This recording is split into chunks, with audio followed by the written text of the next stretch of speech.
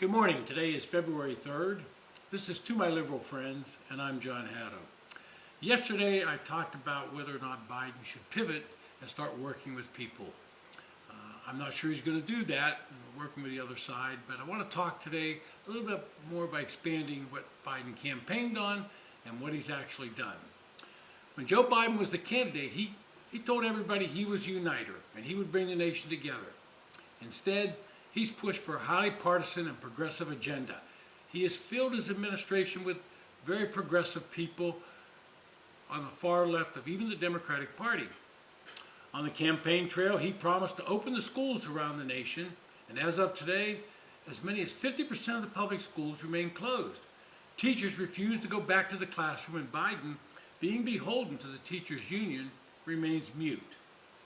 He said he would solve the southern border crisis, and yet we see a massive influx of illegal immigrants, some from over 120 nations, and Biden himself has never been to the border, not as a senator, a vice president, or president. He flew into El Paso, Texas once, but drove north. Kamala Harris, who's been put in charge of the border crisis, made a cameo appearance on her way to California, has not been back. On the border crisis, he ended the cooperative agreements Trump had entered into with Mexico. Now the courts have reinstated them, but Biden does not enforce them. He has halted deportations and suggested we grant amnesty to those that cross the border illegally. On energy, there's a total lack of any real plan.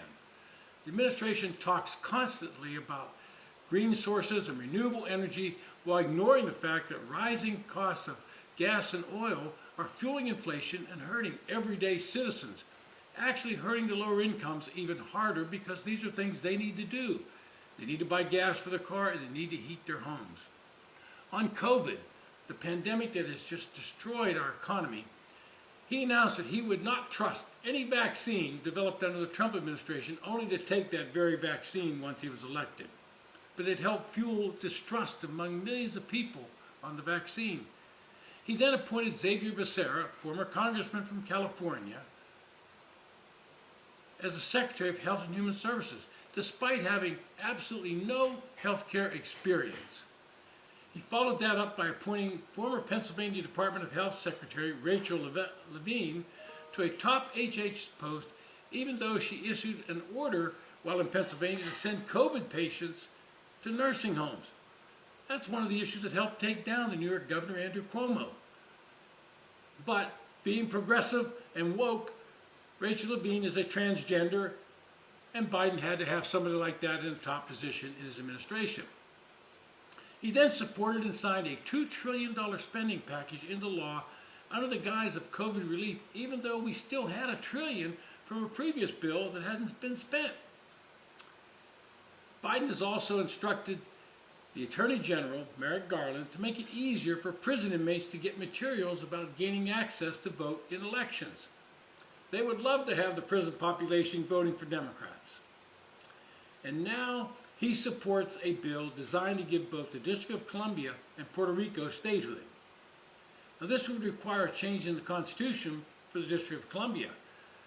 The District of Columbia is created solely to be the seat of government. And in Article 1, Section 8, Clause 17 of the Constitution, it says, quote, "Seat of the government of the United States shall be a district that is at most 10 square miles and separate and apart from the other," end quote, particular states.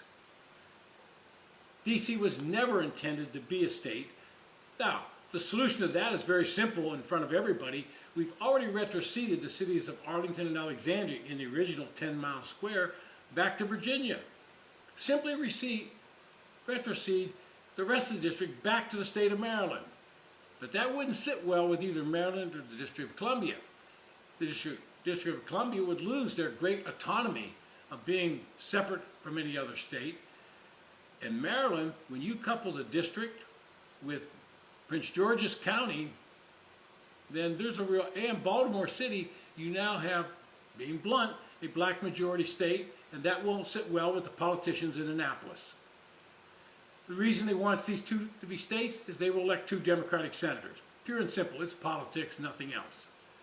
Joe Biden said, "I'm a uniter." He has been nothing but a divider.